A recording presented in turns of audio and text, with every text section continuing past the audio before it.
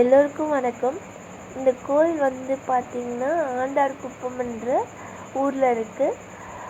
இது வந்து பாலசுப்ரமணியர் கோயில். இந்த கோயிலோட ஸ்பெஷல் என்னன்னு பார்த்திங்கன்னா, முருகர் வந்து 3 தோற்றத்தில் நமக்கு காட்சி அளிக்கிறாரு. காலையில் பார்க்கும்போது குழந்தையாகவும், மாலையில் பார்க்கும்போது இளைஞனாகவும், இரவில் பார்க்கும்போது முதியவராகவும் நமக்கு வந்து காட்சி அளிக்கிறாரு. ரொம்பவே ஸ்பெஷலாக இருந்துச்சு. கோயில் பார்க்கும்போது ரொம்ப சந்தோஷமாகவும் இருந்துச்சு. நான் போயிருக்கும்போது சாயந்தரமாக தான் போயிருந்தேன். ஒரு 6:30 இருக்கும்னு நினைக்கிறேன். நாங்கள் போயிருக்கும்போது ரொம்ப சந்தோஷமாக இருந்துச்சு. அதே மாதிரி எனக்கு பார்க்கும்போது எங்கள் அப்பா ஞாபகம் வந்துச்சு. முருகனை பார்க்கும்போது நல்லா இருந்துச்சு.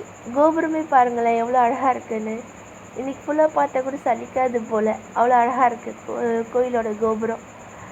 அது இல்லாமல் கோயிலில் இருக்க மூலவரை நான் ஒரு ஃபோட்டோ எடுத்திருக்கேன்.